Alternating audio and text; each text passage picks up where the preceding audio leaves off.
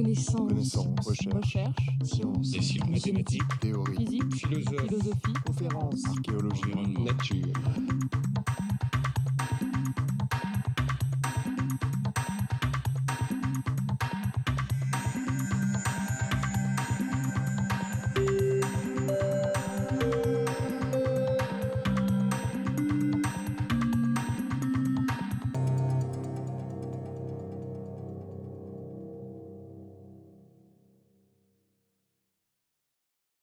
Je remercie Christian Goudineau de cette présentation et évidemment ce que je vais vous dire aujourd'hui est dans le droit fil de ce qu'il a exposé tout de suite, de ses convictions que je partage d'autant plus qu'il m'a d'une certaine manière complètement formé à ce besoin d'allier les textes et l'archéologie. Et donc, dans ce droit fil de l'évolution qui vient d'être retracée, donc de la nécessité de reprendre les textes et en même temps de les confronter aux réalités archéologiques, je voudrais, dans le temps que l'on m'a fait l'honneur de m'accorder ici devant vous, par quelques exemples, peut-être montrer l'intérêt de cette démarche dans ce jeu incessant d'aller-retour entre l'archéologie et les textes. Et je partirai d'un cas ponctuel et précis, emprunté justement à un des auteurs favoris sur lesquels je travaille et sous l'impulsion de Christian, qui est donc Strabon, donc un exemple emprunté au livre 4 de la géographie de Strabon, donc, qui, vous savez, constitue une référence incontournable pour toute recherche sur la Gaule à la fin de la période gauloise et à la période romaine. Et je ne vous apprendrai pas, à vous qui êtes des fidèles auditeurs de ce cours, que Strabon, cet écrivain grec d'Orient qui est contemporain d'Auguste, auquel d'ailleurs il a survécu plusieurs années, n'est jamais venu en Gaule. Et ces voyages n'ont jamais dépassé l'Italie et Rome. Et donc la description qu'il donne de la Gaule, et qui se situe pour lui au début du 1er siècle après Jésus-Christ, repose, il est vrai, pour une part, sur de la documentation contemporaine pour lui, c'est-à-dire des archives qu'il a eues à sa disposition, des documents officiels qu'il a pu consulter, des cartes qu'il avait aussi sous ses yeux, mais pour une autre partie, et peut-être la plus grande, ces informations reposent sur des sources antérieures à lui, sur des auteurs qui l'ont précédé, comme Polybe, dont on sait que c'est un excellent connaisseur de la Gaule pour avoir suivi les généraux romains à la fin des campagnes contre Carthage, et puis surtout Poséidonios, évidemment, qui a visité la Gaule à la fin du IIe siècle et au début du 1er siècle avant Jésus-Christ.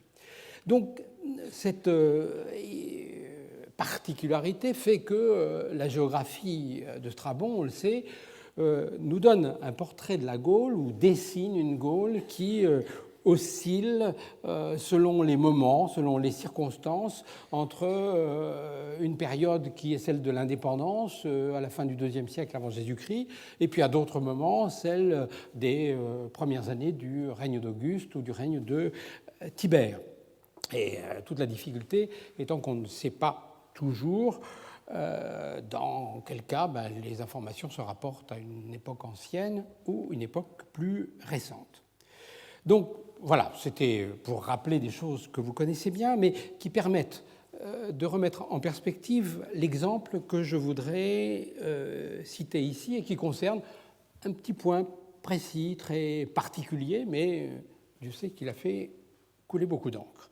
Et il concerne l'aspect des maisons gauloises, dont Strabon, dans la partie consacrée aux mœurs des Gaulois et à leurs coutumes, au livre 4, donc chapitre 4 et paragraphe 2, 4, donne une description. Alors dans ce passage consacré aux mœurs et aux coutumes des Gaulois, les références sont évidemment celles de Poséidonios. L'exposé puise sa source chez Poséidonios, donc renvoie globalement, semble-t-il, à une situation qui est la fin du IIe ou le début du Ier siècle avant Jésus-Christ.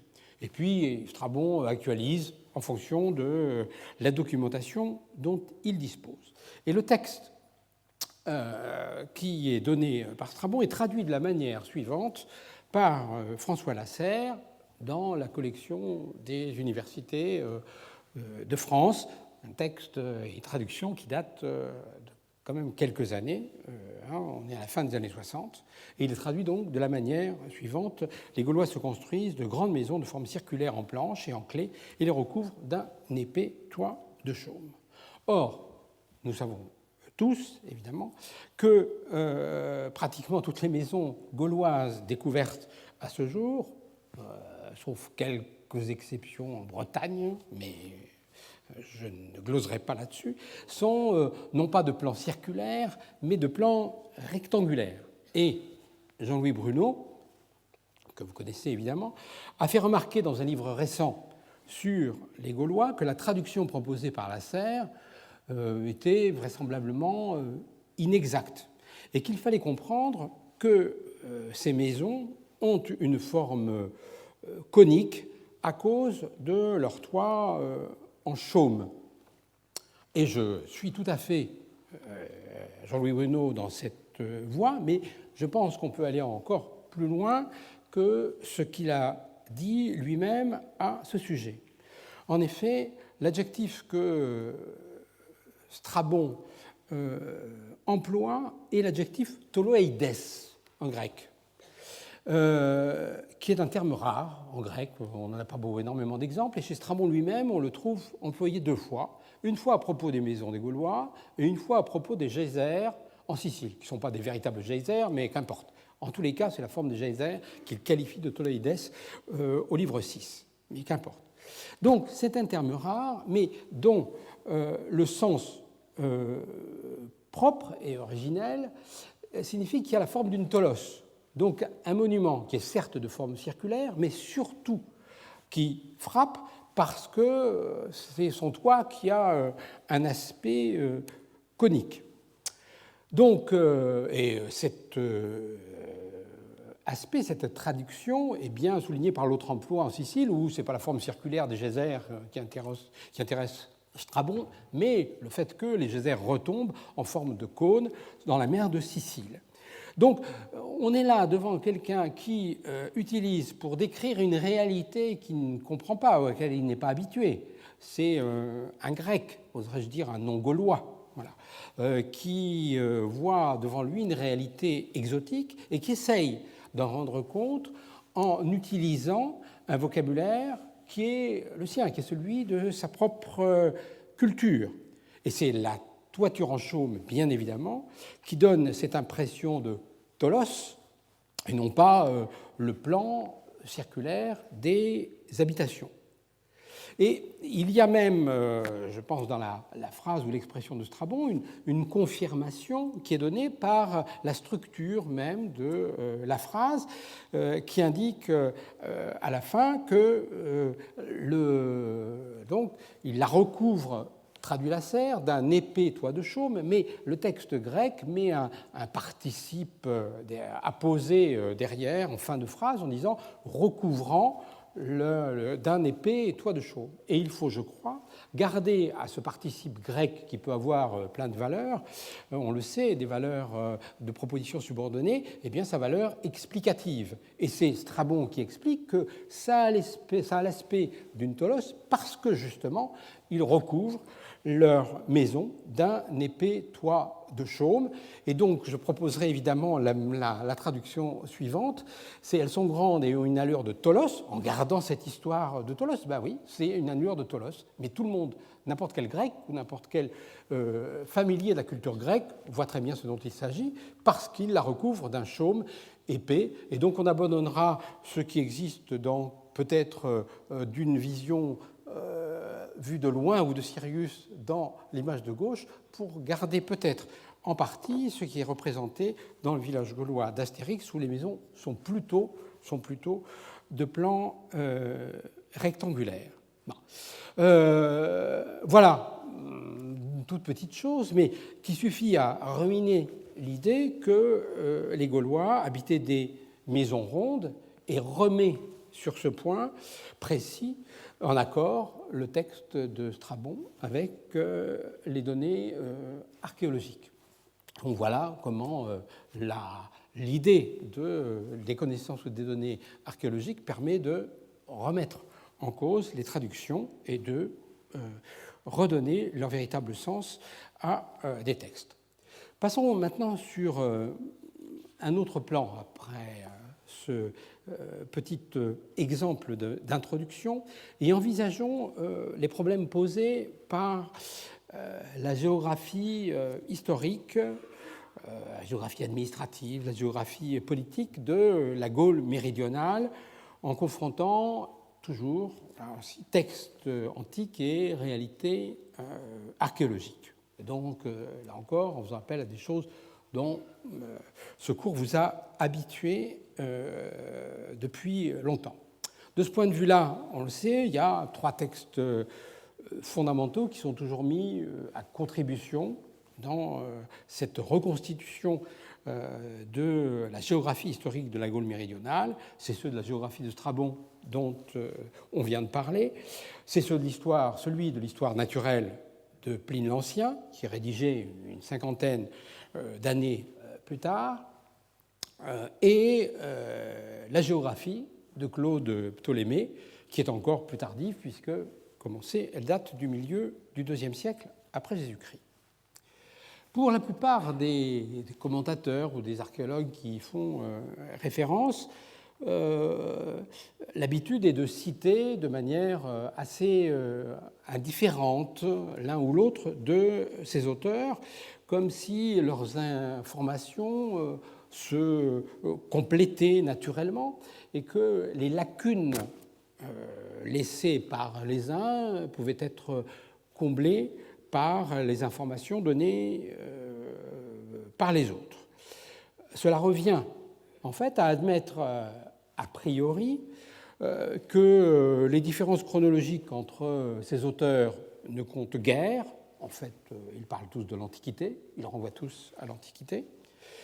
Et cela revient à admettre également que tous ces textes sont du même ordre, c'est-à-dire qu'ils touchent tous, d'une façon ou d'une autre, par exemple, à la géographie ou à la géographie historique. C'est bien sûr, me semble-t-il, abusif.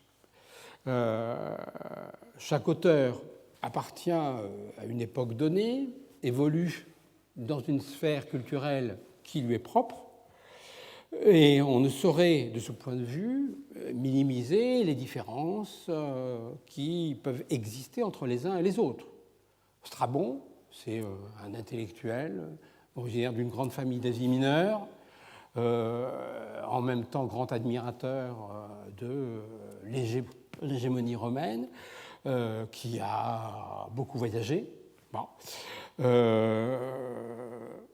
À côté, vous avez Pline l'Ancien, qui est un homme d'action, un administrateur, un capitaine, originaire, lui, d'Italie du Nord, qui a donc consacré l'essentiel de sa vie à sa carrière administrative et militaire, tout dévoué au service de l'Empire. Il a empilé même pour remplir un certain nombre de missions à la fin de sa vie.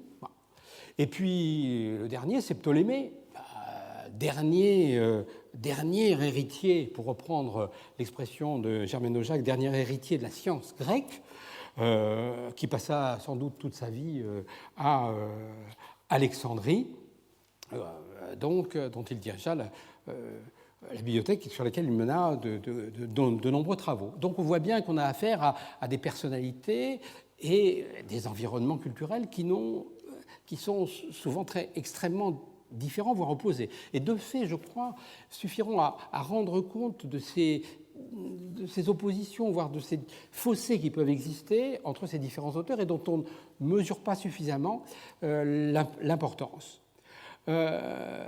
Strabon, qui a vécu à l'époque d'Auguste, qui a eu accès aux archives officielles de l'État romain pour une partie, qui est allé à Rome plusieurs fois, dont une fois après la mort d'Auguste. On le sait puisqu'il mentionne le mausolée d'Auguste, qui admire Rome, qui vante ses monuments, leur beauté, leur charme, etc., ne mentionne ni ne fait jamais référence à la fameuse carte d'Agrippa, achevée par les soins d'Auguste et affichée sous le portique Vipsania, et qui pourtant, pour un géographe comme il est, devrait être une des références ou un des exemples auxquels qu'il pourrait citer. Pline, d'un autre côté, qui est né à peu près au moment de la mort de Strabon, il est né en 23 après Jésus-Christ, en gros c'est à peu près à l'époque de la mort de Strabon, pourrait avoir eu connaissance de l'ouvrage du géographe Damasé et l'utiliser pour sa description de la Gaule, voire le critiquer, etc. Mais il n'en est rien. Et Pline, qui a l'habitude, on le sait, de mentionner à la fin de chacun de ses livres les sources qu'il a utilisées pour leur rédaction, ne cite jamais, à aucun moment, Strabon et semble l'avoir totalement ignoré. Voilà. Donc ça donne bien cette idée de ce fossé qui peut exister par moment entre nos différents auteurs. Alors poussons encore plus loin notre analyse en envisageant les projets mêmes de ces écrivains. Là, on a parlé de l'environnement culturel, de leur origine, mais je crois que les différences peuvent se mesurer aussi dans leur projet même. Strabon a comme objectif de dresser une sorte d'inventaire du monde qui est établi sur un mode géographique particulier qu'on appelle dans l'Antiquité la chorographie. C'est un terme qui consiste à dire qu'on décrit les différentes parties du monde au fur et à mesure qu'on les rencontre dans un périple selon un itinéraire qui est fixé à l'avance. Généralement, on part de l'ouest et on fait le tour de la Méditerranée, on revient sur ses pas, mais on peut avoir d'autres orientations ou d'autres types d'itinéraires. Bref, c'est ce qu'on appelle la chorographie. Et en plus, il a comme objectif de dédier son ouvrage à des gens qui sont dans les hautes sphères, qui sont haut placés, qui sont des dirigeants. Donc, de faire un ouvrage utile pour le gouvernement, comme on dirait aujourd'hui, ou pour la gouvernance. Voilà. Ce qui veut dire qu'il va sélectionner un certain nombre d'informations qui sont nécessaires pour son public et qu'il va éliminer d'autres. Pline, de son côté, dresse, lui, on sait, un véritable inventaire des richesses du monde. C'est une autre forme d'inventaire. Le terme d'inventaire reste, et je le garde parce que de nombreux commentateurs, et Claude Nicolet en particulier, l'a utilisé. Il dresse un véritable inventaire, mais c'est un inventaire des richesses du monde, et dans lesquelles la géographie n'occupe qu'une partie de l'encyclopédie ou de l'inventaire qu'il dresse. Sur les 37 ouvrages de Pline, il y en a 4 qui sont consacrés à la géographie. Ça vous donne la mesure de ce que représente le projet de Pline. Il se borne pour lui à une énumération des lieux sous leur forme la plus brève possible. C'est lui qui le dit, l'expression de lui. Une énumération des lieux sous leur forme la plus brève possible. Donc pour les recenser autant qu'on peut. On voit déjà la différence de projet avec Strabon. Et quand on passe à Ptolémée, on sait que ce dernier cherche avant tout à proposer une carte du monde et des cartes régionales qui sont établies selon des critères qui sont les plus fiables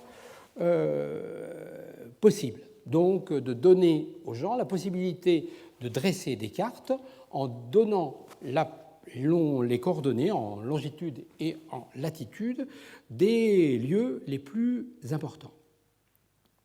Donc, on voit bien comment, à travers un souci d'inventaire qui est commun à ces trois auteurs, on a affaire à des projets qui sont extrêmement différents et du même coup, des informations qui seront aussi extrêmement différentes.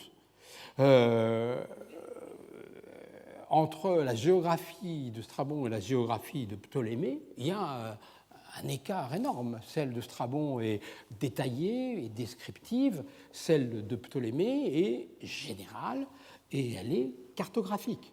Voilà. Donc, on est dans deux formes, dans deux univers différents. Alors, si on regarde dans le détail comment ça fonctionne dans leur description, on s'en rend, je crois, encore plus compte à partir de, je prendrai l'exemple de la description qu'ils font chacun, de la façon dont chacun envisage la description de la Gaule méridionale et de la province de Narbonnaise, puisque à l'époque où ils écrivent, c'est la province de Narbonnaise. Strabon prend comme point de départ Marseille, auquel il consacre sa première notice et qui est la plus longue et la plus développée de sa géographie. On ne peut pas imaginer qu'un grec fasse autrement que de commencer sa description par Marseille. C'est normal. Et ensuite, tout dépend de Marseille. Et la suite s'organise à partir de cette ville en distinguant, là encore dans une démarche classique chez les écrivains de l'Antiquité, le littoral, la côte, et puis l'arrière-pays. Et donc, dans un premier temps, il suit la côte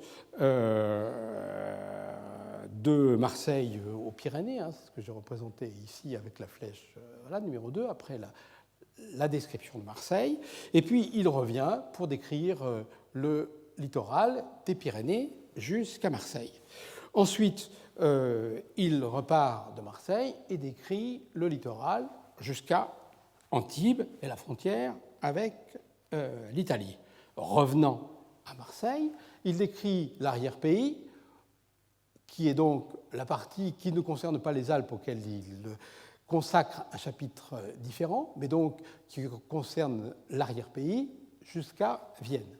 Donc la partie à l'ouest du Rhône, à l'est du Rhône, et il termine par l'arrière-pays en décrivant les régions à l'ouest du Rhône qu'il décrit d'est en ouest.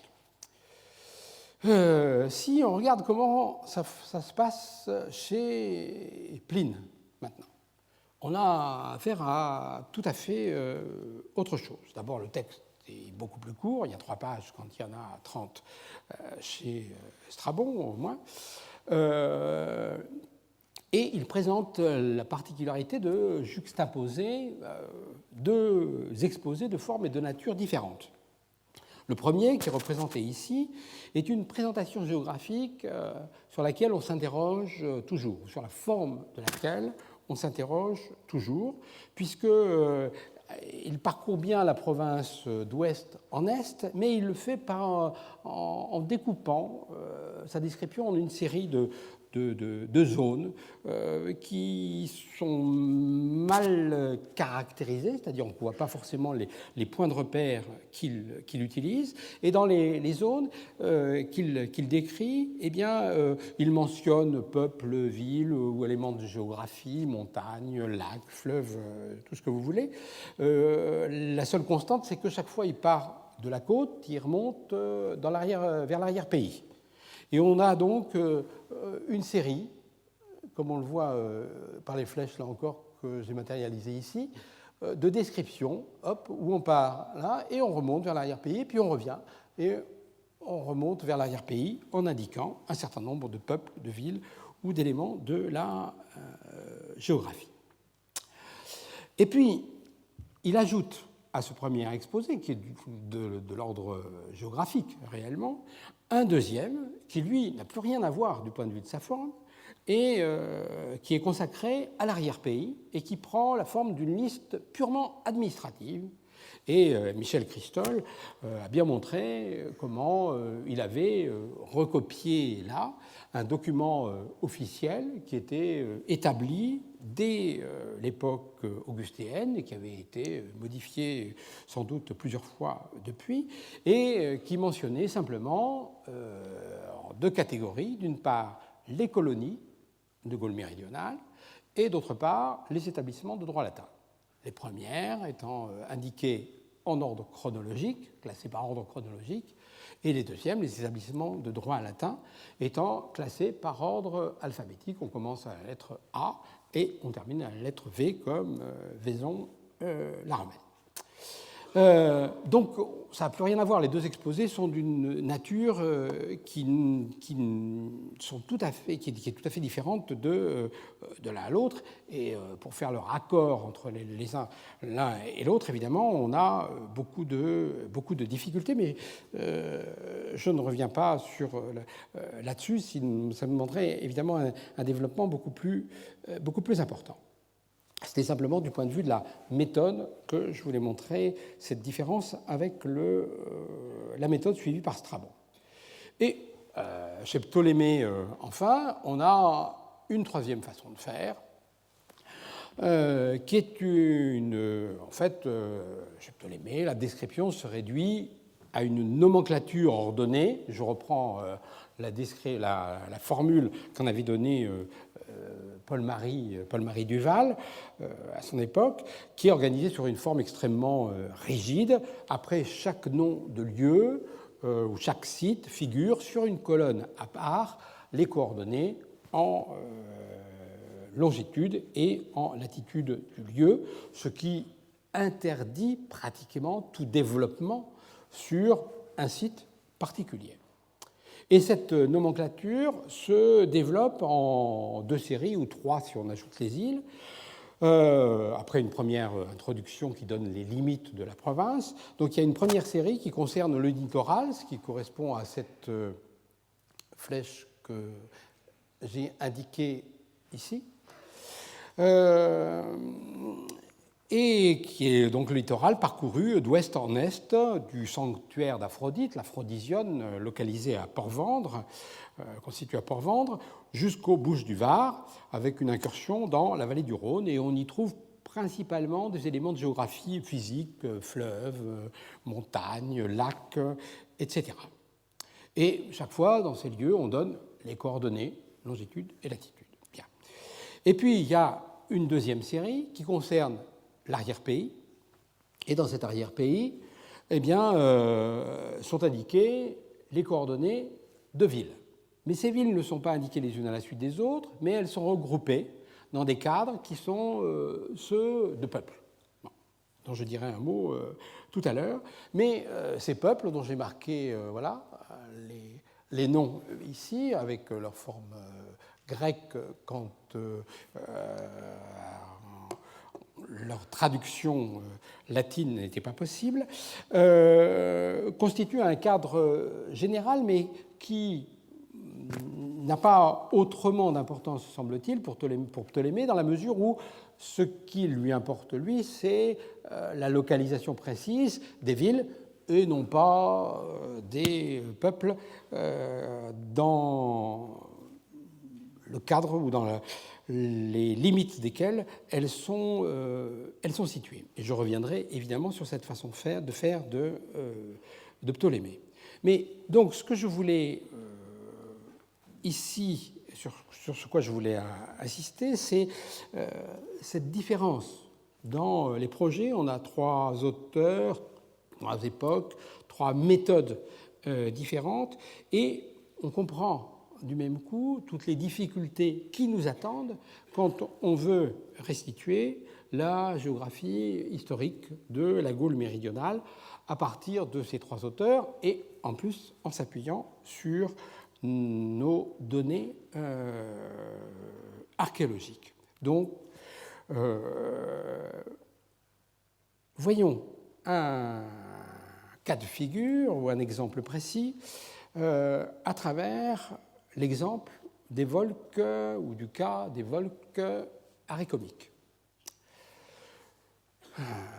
dont évidemment, je pense que vous avez souvent entendu parler dans le cadre de ce cours.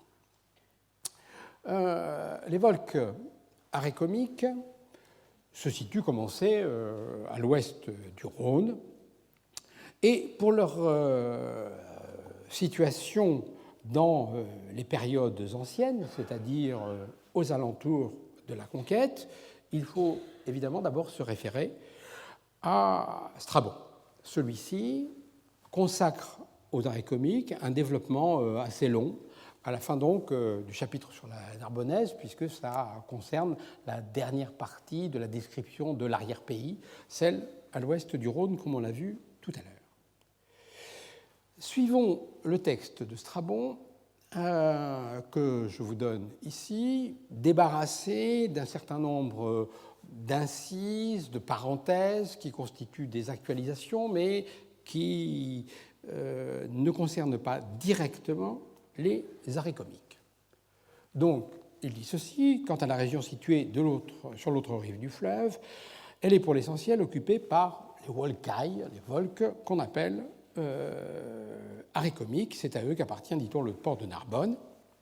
Or donc, les Volcailles avoisinent le Rhodanos, c'est-à-dire le Rhône, en ayant en face, sur l'autre rive, les Saliens, ainsi que les Kawaroi, les Cavars, mais il existe en outre des petits peuples obscurs qui s'étendent en bordure des Arécomiskoi jusqu'à la Pyrénée. Les Pyrénées, vous aurez remarqué que j'ai laissé les termes grecs ou la transcription des termes grecs, ne serait-ce que parce que de temps en temps, vous voyez qu'il y a Arékomikoi, ailleurs Arécomiskoi, et que visiblement ça peut traduire des sources différentes.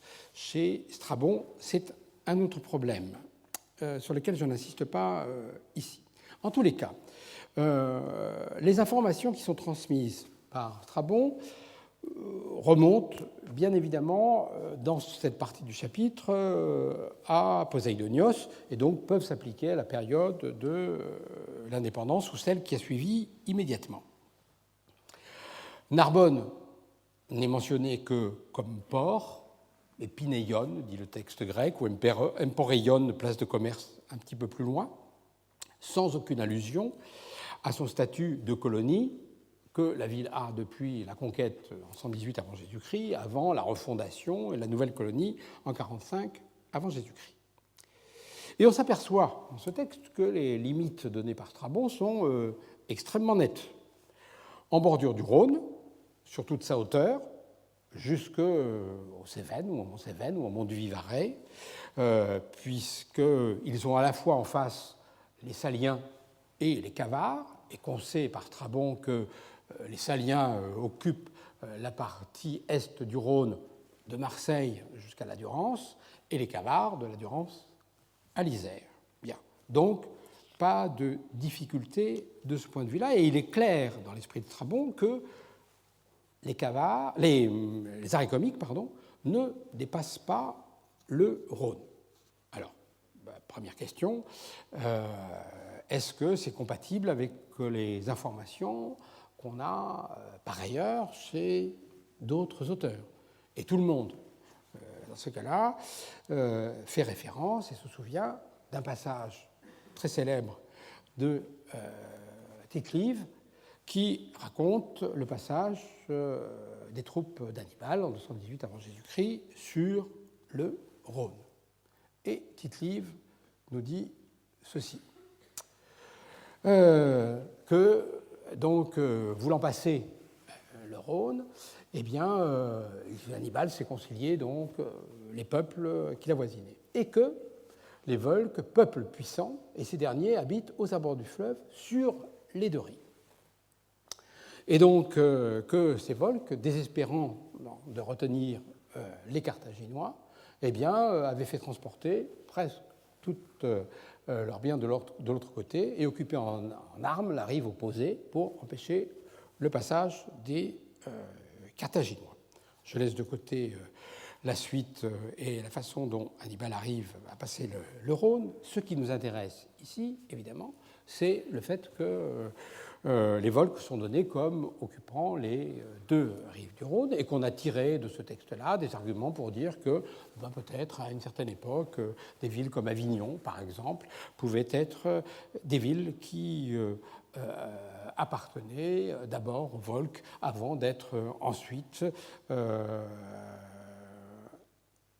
être placées sous l'autorité des Cavars. Donc il y a toute une littérature à la fois historique et archéologique qui a pris appui sur ce texte de Tite-Live qui est en contradiction formelle avec celui de Strabon. Et ce texte de Tite-Live étonne parce qu'on comprend mal l'attitude des Volsques dans l'histoire. S'ils occupent les deux rives et s'ils veulent se débarrasser des Carthaginois, pourquoi ils vont se planter sur l'autre rive pour les empêcher de passer, alors qu'il vaudrait mieux qu'ils essayent de faire en sorte de se débarrasser des Carthaginois le plus rapidement possible. Et je pense que le texte s'éclaire quand on remonte à un autre auteur dont dépend Tite-Live et qui raconte les mêmes événements et qui est Polybe. Et qui raconte, lui, évidemment, à une époque qui est beaucoup plus proche des événements. Et Polybe dit ceci. Il raconte l'histoire, mais il ne parle nulle part des Volsques. Il parle des riverains du fleuve, j'ai souligné, ou des barbares qui avoisinent le fleuve. Et le texte de Polybe est d'une clarté évidente. Bon, voilà. Donc, il y a des barbares que Hannibal a achetés et d'autres qu'il n'a pas achetés, et ceux qui sont de l'autre côté du fleuve et qui ne sont visiblement pas les amis de ceux qui sont sur l'autre rive du fleuve veulent empêcher Hannibal et ses troupes de passer pour éviter qu'ils ne ravagent leur territoire. Et on se demande si Tite-Live, qui est tributaire de Polybe, n'a pas d'une certaine manière essayé de dramatiser l'affaire en installant ou en mettant des noms sur ces barbares, en mettant des Volsques et en mettant des camps opposés à l'intérieur d'un même peuple, comme il y a des camps opposés, et vous le savez, pendant toute la guerre des Gaules. C'est-à-dire de donner une opposition dramatique qui renvoie à des événements qui sont bien postérieurs à ceux de la guerre que Rome a menée contre les Carthaginois, et qui, par souci de dramatisation, a rendu même le texte quasi incompréhensible. Quand on compare Polybe et Tite-Live, la conclusion pratiquement s'impose. C'est Polybe qui a raison, et il n'y a pas d'évidence pour que les Volsques occupent les deux rives du Rhône. Donc on gardera cette idée-là et on laissera à Strabon l'autorité en ce qui concerne les limites occupées par les arrêts comiques au moment de l'indépendance, voire avant. L'autre problème, évidemment, qui a posé ou qui a fait difficulté, c'est la limite occidentale des arrêts comiques, l'extension du territoire vers l'ouest. Le texte de Strabon est très clair. Narbonne appartient aux arrêts comiques, d'une part, et après eux, vers l'ouest, il n'y a de la place que pour des petits peuples obscurs. Voilà. Oui, non. Voilà, je reviens dessus. Narbonne leur appartient et il n'y a plus de place pour eux que pour des petits peuples obscurs. Et donc, qu'est-ce qu'il y a à l'ouest? Personne digne d'être mentionné, et en particulier pas les Volsques tectosages, qui sont toujours considérés comme étant les peuples qui bordent les Arécomiques à l'ouest jusqu'aux Pyrénées. Alors, il faut distinguer deux niveaux, l'affaire de Narbonne d'un côté et puis l'affaire des Tectosages de l'autre. Examinons d'abord le cas de Narbonne. Le cas de Narbonne est vite réglé. Au départ, il y a le diton de Strabon qui dit c'est à eux qu'appartient, dit-on, le port de Narbonne. Et certains ont pensé que ce diton pouvait laisser penser qu'il pouvait appartenir à d'autres peuples que les Arécomiques et donc aux Tectosages. Le dit-on, en fait, n'est là que dans une manière rhétorique pour opposer cette formule-là à une parenthèse que développe Strabon juste après. Il dit « On ferait mieux de dire que Narbonne est le port de toute la Celtique, tant est grand le nombre de ceux qui fréquentent cette place de commerce. » Donc, Narbonne est, pour lui, bien placé chez les Arécomiques. Narbonne appartient aux Arécomiques. Pline, de ce point de vue-là, n'est d'aucun secours, puisque quand il parle de Narbonne, il se réfère à une période postérieure et dans laquelle Narbonne n'est citée que comme colonie, et donc on n'évoque plus son appartenance à un peuple ou à un autre. Reste Ptolémée, qui range dans sa classification Narbonne parmi les villes des Tectosages, alors qu'il ne met chez les Arécomiques que Mnemosone, colonie, où on a reconnu évidemment Nîmes, et puis Windomagus, sur la localisation de laquelle on s'interroge toujours. On verrait peut-être Villevieille, Sommières, sous ce vocable, mais on n'en a aucune certitude. Et puis il y a toute la liste des noms, Ilibéris, Rusquino, Toulouse, Quessero, Saint-Ibéry, Carcassonne, Béziers et Narbonne, qui sont attribués aux Tectosages. Mais on a dit tout à l'heure la façon de procéder de Ptolémée, et en fait les cadres qu'il fixe pour la localisation de ces peuples, c'est des cadres qui ne correspondent ni à une précision géographique particulière, puisqu'il ne donne aucune coordonnée, ni à une réalité administrative qui est celle de son temps, puisqu'au milieu du IIe siècle après Jésus-Christ, on a affaire à des cités, et donc on a chez les Tectosages un certain nombre de cités, mais les peuples n'interviennent plus en tant que tels, puisque c'est les cités qui sont véritablement le cadre administratif.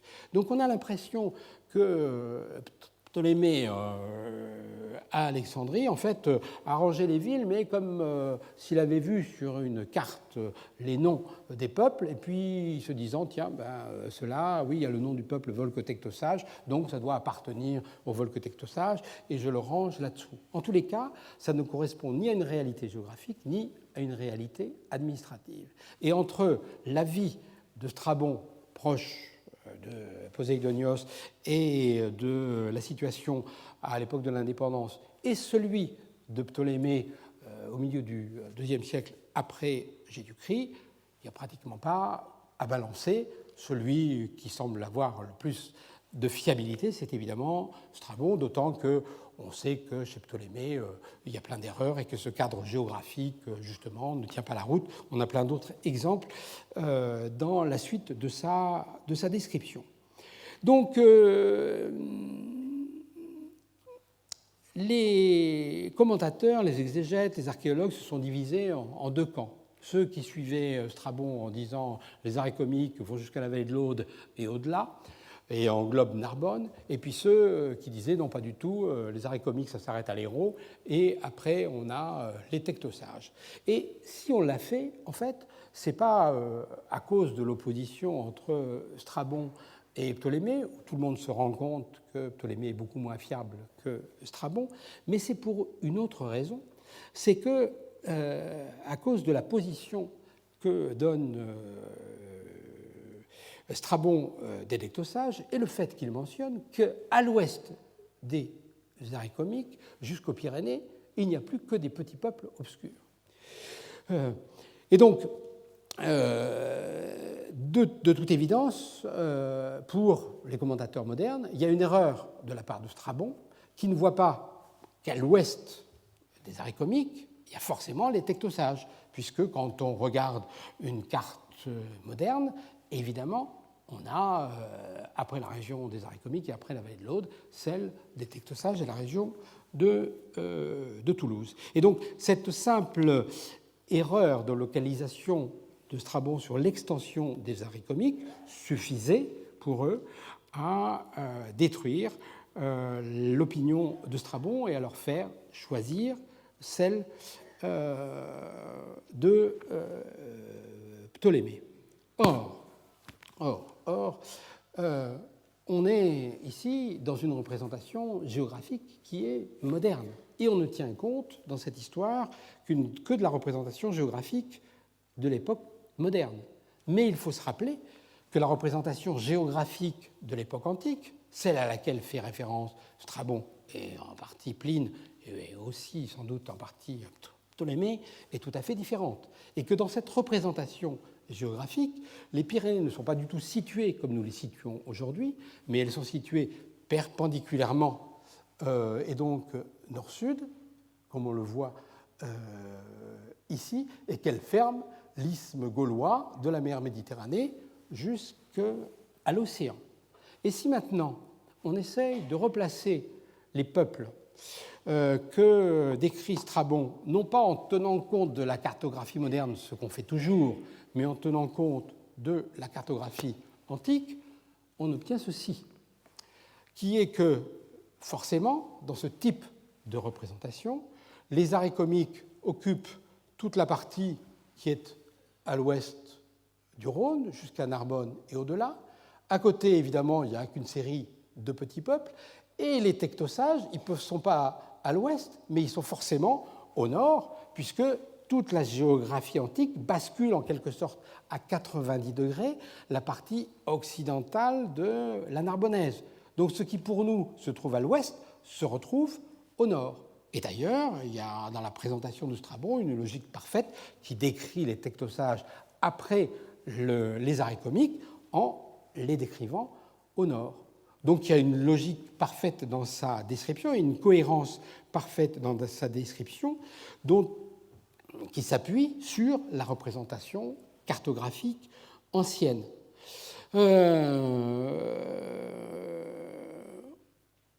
On est bien donc dans une cohérence de la part de la représentation de Strabon et il n'y a pas de raison de mettre en doute sa parole sur l'extension du territoire des Arycomiques. Ni la comparaison avec les autres auteurs, ni la référence à la cartographie antique nous permet de déceler un manque de cohérence. C'est simplement notre erreur d'interprétation entre la cartographie antique et la cartographie moderne qui nous fait, à nous, penser qu'il y a eu une erreur. Mais dans cette représentation, on s'aperçoit bien que, véritablement, les Arycomiques sont le plus grand peuple qui existe à l'ouest du Rhône. Et cette constatation qui est donnée qui est celle de Strabon et qui remonte à l'époque de l'indépendance, elle explique sans doute, elle justifie ce qui se passe ensuite, jusqu'à l'époque romaine. Alors, je laisserai de côté ici les implications archéologiques qu'il peut y avoir sur ce changement de perspective entre les Arycomiques et les Tectosages, sur le rôle joué par Narbonne, sur le monnayage, par exemple, des Tectosages et les monnaies à la croix, dont on peut se demander si ce n'est pas des monnaies qui proviennent de la région de Narbonne et qui sont autant arycomiques à l'origine que Tectosages. Bon, ça nous entraînerait trop loin. Je voudrais simplement terminer ici sur l'évolution dans le temps et dire que cette appréciation de Strabon qui remonte à Poséidonios pour l'époque de l'indépendance donne sa pleine justification à l'histoire de la géographie administrative, des arrêts comiques et de la cité de Nîmes, ensuite à la fin de l'époque républicaine et au début de l'Empire.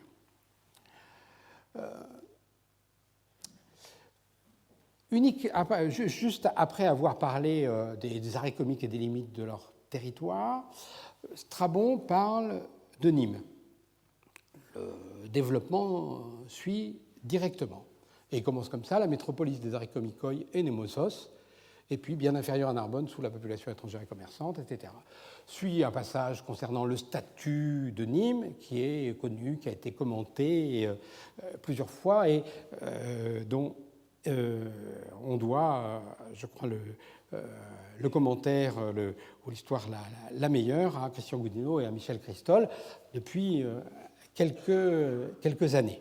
Ce que je voudrais me faire remarquer tout de suite ici, c'est le décalage chronologique qu'il peut y avoir dans la nature des informations qui sont données par Strabon. La métropolis des Arékomikoi et Némosos, ça peut très bien se rattacher au développement précédent et renvoyer à Poséidonios, d'autant que le terme métropolis est du vocabulaire qui peut renvoyer à celui de l'époque de l'indépendance. Mais juste après, donc on est évocation de fin deuxième, début premier, avant. Mais juste après, bien inférieur à Narbonne pour la population étrangère et commerçante, et puis l'histoire des 24 comailles ou des 24 établissements qui lui sont rattachés, on passe directement à l'époque augustéenne.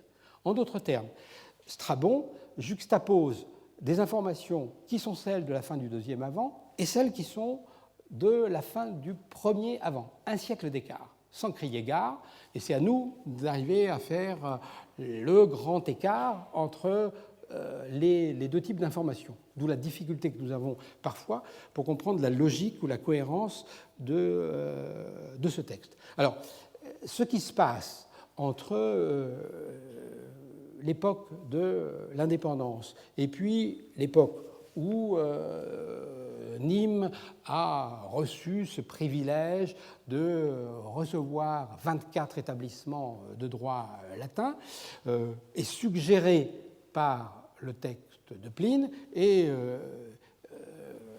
Michel Christol et Christian Goudineau en ont retracé globalement l'histoire, dont je donne les limites. Elle n'est pas dans les textes, mais elle se déduit du texte de Strabon et de celui de Pline.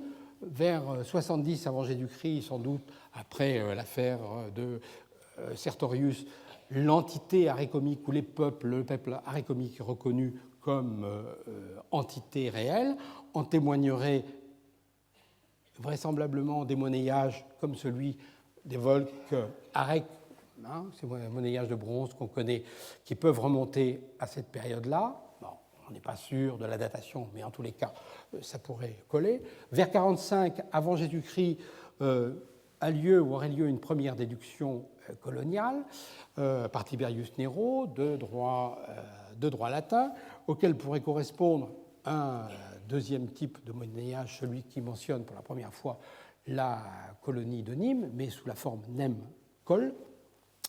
Et puis, serait suivi, entre les années 30 ou 25, d'une deuxième déduction de contingents orientaux, gréco-orientaux, à partir desquels, ou qui serait à l'origine du troisième monnayage le plus célèbre de Nîmes, qui est celui du pont d'Illy au crocodile, n'est-ce pas, bien connu, qui mentionne la colonie de Nîmes, mais ici sous une autre forme, col, nem, et non pas nem-col. Et enfin, entre les années 20 et 15 avant Jésus-Christ, l'attribution des 24 oppida à Nîmes même, donc qui donne à la nouvelle entité des arécomiques, qui va prendre au Haut-Empire le nom de cité de Nîmes, une extension tout à fait remarquable, exceptionnelle en Gaule méridionale, exceptionnelle parce qu'elle a sous sa suggestion des villes qui étaient, ou des établissements qui étaient autrefois indépendants, et aussi parce que, comme le souligne Strabon, eh bien, elle échappe au contrôle ou au gouvernement ou à l'autorité des gouverneurs qui sont dépêchés dans la province.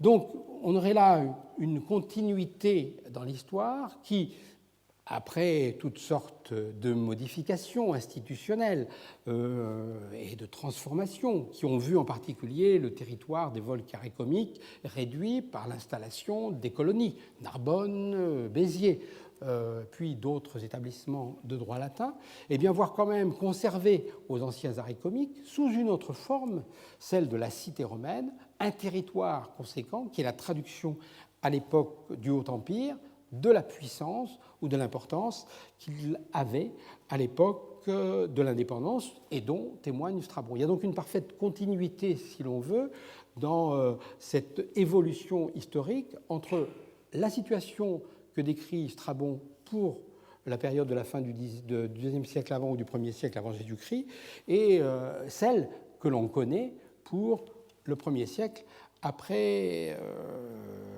Jésus-Christ. Reste là-dedans à voir comment ça s'organise dans le détail. Voilà ce qu'on propose actuellement comme extension de la cité de Nîmes au Haut-Empire. La carte est tirée d'un ouvrage de Jean-Luc Fiche, qui est un des meilleurs connaisseurs de ce que représente la cité de Nîmes pour l'époque du Haut-Empire, donc un territoire relativement conséquents, mais sur lesquels il faudra peut-être encore, à cause des découvertes archéologiques, apporter quelques nuances, voire quelques modifications dans certains secteurs, et en particulier dans celui de Murviel, dont je vous avais parlé il y a 2 ans maintenant, et pour lesquels les fouilles archéologiques ont apporté d'autres éléments qui permettent d'avancer avec une grande certitude maintenant l'idée que la communauté ou les gens qui étaient autour de Murviel, au moins pour le début du Haut-Empire, jusqu'à la fin du 1er siècle après Jésus-Christ, ne faisaient pas partie de la cité de Nîmes, mais constituaient une communauté autonome, à part entière, distincte de celle de Nîmes.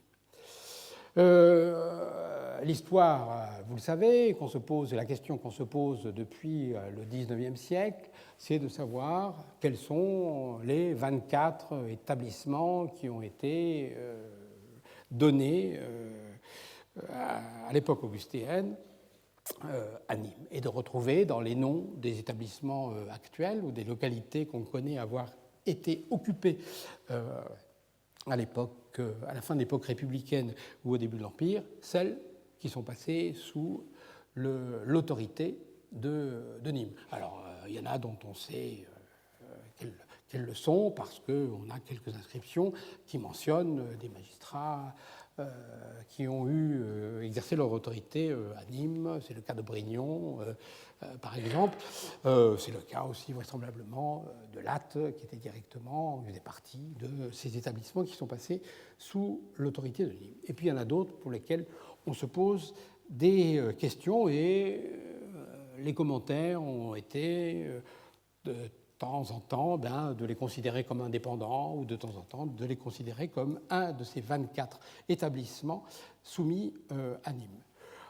Dans le cas de Murviel, on se retrouve devant une grande agglomération qui occupe plus de 22 hectares et qui a un centre monumental relativement conséquent, qui occupe plus de 3000 mètres carrés, et que depuis 2001, nous sommes en train de dégager, qui comprend une grande esplanade, des portiques sur 3 côtés, un grand monument de nature religieuse sur la partie sud, et puis, comme on le voit ici sur cette photographie, derrière le portique nord, une série de salles qui sont aménagées contre la colline, et un site exceptionnel parce qu'une partie des élévations a été conservée. Donc voilà où on en est en gros dans l'exploration de ce site, qui comprend une grande esplanade centrale, 3 portiques dont 2 sont dégagés incomplètement, l'autre en grande partie, et le 3e qui attendra quelques années avant de revenir au jour. Et contre la partie sud, un grand monument dégagé par nos prédécesseurs qu'on considère comme quelque chose qui peut s'apparenter à un temple, en tous les cas un monument de nature officielle et religieuse, qui vient fermer la partie sud. Et contre le portique nord, toute une série de salles en exèdre qui ouvrent et qui décorent et animent la partie nord du site lui-même. Voilà donc quelques photographies du site en cours de dégagement. Une des particularités et des surprises de ces dernières années, ça a été de constater qu'avant que se développe l'essentiel des constructions monumentales attribuables à la période romaine et qu'on peut dater globalement des années 40 avant Jésus-Christ, et on pourrait les mettre en rapport avec l'octroi du droit latin à l'ensemble des communautés de Gaule méridionale. Et donc, du même coup, on construit un grand monument, un centre monumental qui consacre évidemment cet octroi du droit latin et donc l'autonomie des communautés qui y résidaient. Donc, avant cet état-là, existe un ensemble monumental, un ensemble de monuments, dont on a quelques salles qui sont dégagées ici, qui se développent en arrière du portique nord, que l'on voit mieux ici, et qui sont caractérisés par l'utilisation du grand appareil en calcaire coquillé sous la forme tardo-hellénistique qu'on lui connaît à Saint-Blaise, à Glanum, voire dans le portique de Nîmes, etc., avec de la mise en œuvre, des tailles de matériaux, etc., qui sont exactement identiques, en tout point, à ceux qu'on voit sur ces autres sites de Gaule méridionale à la même époque. Et donc, qui attestent bien l'existence au moins d'une forme monumentale sur le site de Murviel pour une époque antérieure au milieu du 1er siècle avant Jésus-Christ et pour laquelle on n'a pas d'argument chronologique autre que les types de matériaux et leur mise en œuvre, et donc on place ça quelque part à la fin du 2e ou au début du 1er siècle avant Jésus-Christ. On pourrait le mettre en rapport aussi évidemment avec la reconnaissance de l'entité arécomique, par exemple après les années 75 ou 70 avant Jésus-Christ, et voir ici quelque chose qui se met en place à ce moment-là. Bien, donc visiblement on a des évolutions monumentales qui peuvent se caler assez bien avec l'évolution des arécomiques telles qu'on l'a retracé. Donc un premier état monumental qui serait celui de la reconnaissance de l'entité arécomique, un développement, construction d'une esplanade avec un portique qui pourrait suivre l'octroi du droit latin dans les années 49 avant Jésus-Christ, et puis un embellissement qui est un embellissement considérable à l'époque augustéenne, qui voit la construction d'un grand monument au sud, le réaménagement des accès, et en particulier la construction de ce grand escalier d'accès, dont une partie des marches est encore conservée, et on voit le site au fond. Donc une réfection de toute l'aile sud, très très bien datée, on est dans les années 10-5 avant Jésus-Christ. On a des fosses qui correspondent à la construction des parties supérieures du grand monument corinthien. Donc, aux élévations, on a les dalles de toiture, des éclats de dalles de toiture qui sont dans la fosse avec un mobilier qui renvoie aux années 10-5 avant Jésus-Christ. Donc, une grande transformation à l'époque augustéenne. Alors déjà, ça nous interpelle. On pourrait dire, d'accord, construction monumentale dans les années 70, après dans les années 49 ou 40 avant Jésus-Christ, ça va très bien, l'octroi du droit latin à des communautés, Murviel, comme d'autres sites des arécomiques, se dotent d'un centre monumental. Et puis, normalement, si ça fait partie des 24 oppida qui passent sous la coupe de Nîmes, pourquoi faire de si grands travaux à l'époque augustéenne ? Surtout si bien daté. On n'est pas dans les années 30 avant ou 20, on est vraiment dans les années 10-5 avant. Bah, on se dit dans ces cas-là, il y aurait peut-être là un indice pour que, on n'ait pas affaire à un de ces oppidas qui perdent leur autonomie, mais un des établissements qui garde son autonomie. C'est un indice, mais ça ne suffit pas.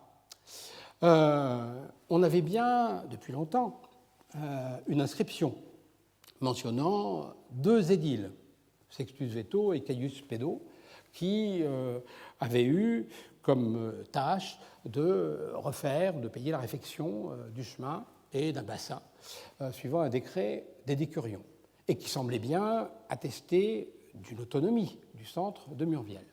Sauf que cette inscription est datée anciennement par Michel Christol, qui la voit difficilement dépasser l'époque césarienne ou les tout débuts de l'époque augustéenne. Ce qui fait qu'on pourrait là encore penser que les édiles qui ont travaillé à Murviel à cette époque-là étaient des édiles du temps où on était indépendant, avant le basculement et le rattachement des 24 oppidats à Nîmes. Donc l'inscription en soi ne constituait pas une preuve suffisante. Les travaux de cette année et de l'année précédente ont permis de régler définitivement la question. D'une part, on a trouvé sur le portique nord, entre deux colonnes, pratiquement brisées sur place, une table de mesure. Vous savez, c'est ces tables qui contenaient des cavités correspondant aux différentes unités de mesure en valeur dans le monde romain et qui permettaient à tout un chacun, sur un marché, sur le forum ou dans un sanctuaire, de vérifier que les volumes correspondaient aux unités telles qu'elles étaient en vigueur dans le monde romain. Et par exemple, à l'emplacement du marché, si on vous avait vendu une livre d'olive, de vérifier que c'était bien une livre et puis pas un quart de livre qu'on vous avait vendu. Cette table de mesure, qui représente quelque chose de relativement exceptionnel, qui a été vraiment trouvée en place, a été consacrée par un édile dont on a le nom, et par chance, même si la table de mesure n'est pas entière, l'inscription court des deux côtés, on peut restituer l'inscription dans son entier, et on voit qu'il s'agit d'un certain Masclius, qui est le fils de Masculus, voilà, et qui est, comme on le voit ici, donc Masculus Secundus, et qui est édile, et qui paye sur ses propres deniers, voilà, et qui appartient à la tribu voltinien. Cette inscription appartient au milieu du 1er siècle, voire un petit peu plus tard. On est dans le 1er siècle après. Donc, ça veut dire qu'à Murviel, à ce moment-là, on a un édile qui paye ou qui offre à ses compatriotes une table de mesure. Et la titulature même indique, sans conteste possible, qu'il s'agit d'un édile de Murviel, et non pas d'un édile de Nîmes, parce qu'on pourrait se dire, bien entendu, c'est un édile de Nîmes qui, intervenant à Murviel, pour le comte de Nîmes, paye la table de mesure. Sauf que, quand on a des édiles de Nîmes, on précise toujours dans l'épigraphie que ce sont des édiles de la colonie, aedilis coloniae, et donc c'est aed col. Et donc ici on a affaire à aedilis ou aed seul. S'il avait été nîmois, on aurait vu marqué aed col. C'est donc qu'on a affaire à un édile proprement murviellois. Et donc, au milieu du 1er siècle après Jésus-Christ, Murviel est encore autonome, donc ne fait pas partie des 24 établissements qui ont été rattachés à Nîmes entre les années 20 et les années 15 avant Jésus-Christ. Reste à savoir maintenant quelle est cette communauté. Alors pour ça, on a bien quelque chose qui est simple, qui est Pline, le texte de Pline, qui nous donne la liste des communautés qui sont de droit latin, et donc qui le sont encore à l'époque où il écrit. Voilà. Qui sont encore indépendantes à son époque. Et il nous donne la liste. Et on a trouvé,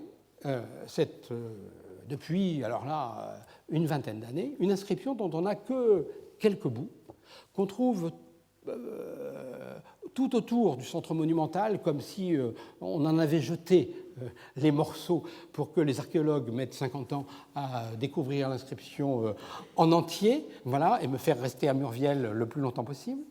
Et les premiers morceaux ont été trouvés dans les années 80 au moment du dégagement du monument corinthien au sud, et on vient de trouver le dernier, celui-là, cette année, qui se recolle avec un autre qui a été trouvé 50 mètres au-delà, 3 ans auparavant.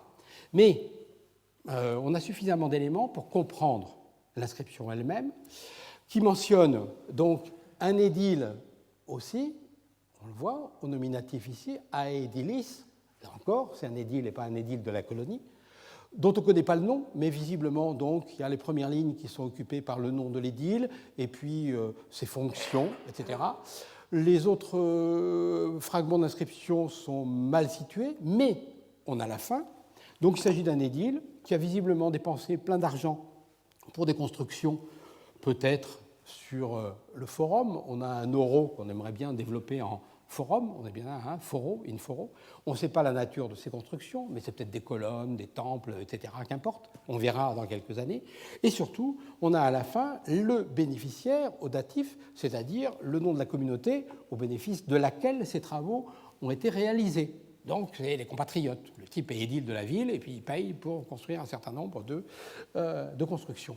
Et les lettres qu'on a, le NA, et puis on a même la fin d'une haste ici, qui pourrait être celle d'un M, et le N sibus qui a rien, eh bien, quand on essaye de voir avec quel le nom de la liste de Pline il pourrait aller, il ne peut s'agir que des Samnagenses. C'est le seul nom qui autorise la restitution en Samnagensibus au datif aux Samnagenses. Voilà donc la conclusion.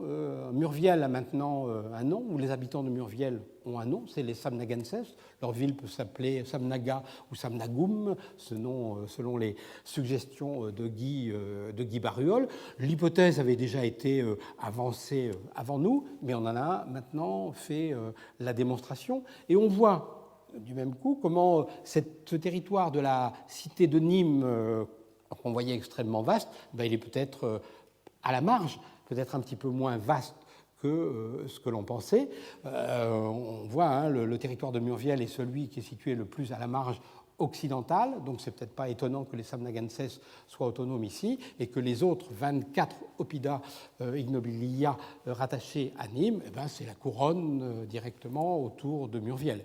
Il n'empêche qu'il reste quand même dans la liste de Pline un certain nombre de noms qui ne sont pas identifiés, et on souhaite bien évidemment à d'autres archéologues la chance que nous avons eue, c'est-à-dire d'identifier ces noms et de compléter ainsi archéologiquement la liste que nous donnent les textes antiques. Je vous remercie.